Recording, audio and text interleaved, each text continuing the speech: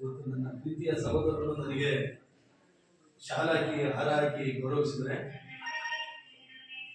ಬಹುಶಃ ಅವ್ರು ಮಾಡ್ತಿರ್ತಕ್ಕಂಥ ಕೆಲಸದ ಮುಂದೆ ನನ್ನ ಕೆಲಸ ಶೂನ್ಯ. ಸೊ ಅವ್ರು ಹೇಳ್ಕೊಳ್ಳೋದು ನಾನು ಮಾಡ್ತಿರ್ತಕ್ಕಂಥದ್ದು ನಿಮಗಿಂತ ಉತ್ತಮವಾದ ಕಾರ್ಯಗಳು. ಸೊ ನಾನು ಹಾಗಾಗಿ ನಿಮಗಿಂತ ಶ್ರೇಷ್ಠ ಅಂತ ಹೇಳ್ಕೊಳಕ್ಕಾಗಲ್ಲ. ಆದರೆ ನನಗೆ ಅನಿಸ್ತದೆ ನಾನೇನು ಸತತ ಈ 20-21 ವರ್ಷಗಳ ಕಾಲ ಹೋರಾಟ ಮಾಡ್ಕೊಂಡು ಬಂದಿದ್ದೀನಿ. ತಾಲೂಕಲ್ಲಿರ್ಬೋದು, ಜಿಲ್ಲೆ ಒಳಗಡೆ ಇರ್ಬೋದು, ಅಥವಾ ರಾಜ್ಯದ ಒಳಗಡೆ ಇರ್ಬೋದು. ಸೊ ಈ ಎಲ್ಲಾ ಕೆಲಸಗಳು ಕೂಡ ಅವ್ರು ಮಾಡ್ತಿರ್ತಕ್ಕಂಥ ಕೆಲಸದ ಮುಂದೆ ಶೂನ್ಯ ಅಂತ ನಾನು ಈ ಸಂದರ್ಭದಲ್ಲಿ ಭಾವಿಸ್ತೇನೆ.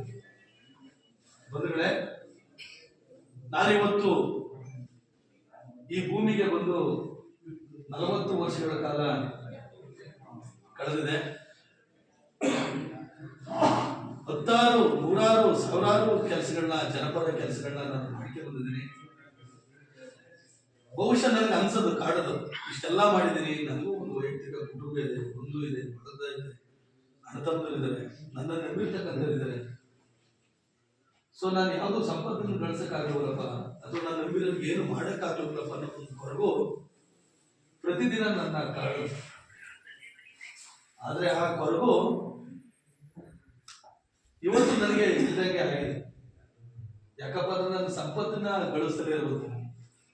ಆದ್ರೆ ಇವತ್ತು ನನ್ನ ಹುಟ್ಟುಹಬ್ಬನ ಸ್ವತಃ ಅವರು ಹುಟ್ಟುಹಬ್ಬ ಬಂದ್ರು ಕೂಡ ಅಷ್ಟು ಸಡಗರದಿಂದ, ಅಷ್ಟು ಪ್ರೀತಿಯಿಂದ ಅಥವಾ ವಿಜೃಂಭಣೆಯಿಂದ ಮಾಡ್ತಾರೆ ಇವಾಗ ಗೊತ್ತಿಲ್ಲ. ಆದ್ರೆ ನಮ್ಮ ಹರೀಶಣ್ಣ ಅವ್ರ ಹುಟ್ಟುಹಬ್ಬ ಬಂದಿದೆ. ಸೊ ಇವ್ರು ಹುಟ್ಟುಹಬ್ಬ ಇದು ನನ್ನ ಹುಟ್ಟುಹಬ್ಬ ಅಂತ ಭಾವಿಸಿ ಸ್ವತಃ ಅವರೇ ಸ್ವತಃ ವೈಯಕ್ತಿಕ ಖರ್ಚುಗಳನ್ನ ಹಾಕಿದ್ದು.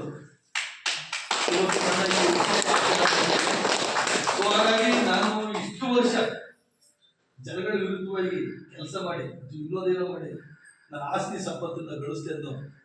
ಸೊ ಅದೆಲ್ಲರೂ ಕೂಡ ಈ ಸಂದರ್ಭದಲ್ಲಿ ಅದು ನಗಣ್ಯ ಅಂತ ನನಗೆ ಅನಿಸ್ತೇನೆ. ನಾನಿವತ್ತು ನಿಮ್ಮ ಎದುರುಗಡೆ ಜನಗಳು ನೀವು ಕೊಟ್ಟಿರ್ತಕ್ಕಂಥ ಪ್ರೀತಿಯಿಂದ ದೊಡ್ಡ ಶ್ರೀಮಂತ ಆಗಿದ್ದೀನಿ ಅಂತಕ್ಕಂಥ ಮಾತು ಅಲ್ಲ. ಸೊ ಆ ಥರದ ಒಂದು ಭಾವನೆ ನನ್ನಲ್ಲಿ ಮೂಡಿ ಬರ್ತಾ ಇದೆ. ಇದಕ್ಕೆ ಬೆಲೆ ಕಟ್ಟಕ್ಕಾಗಲ್ಲ.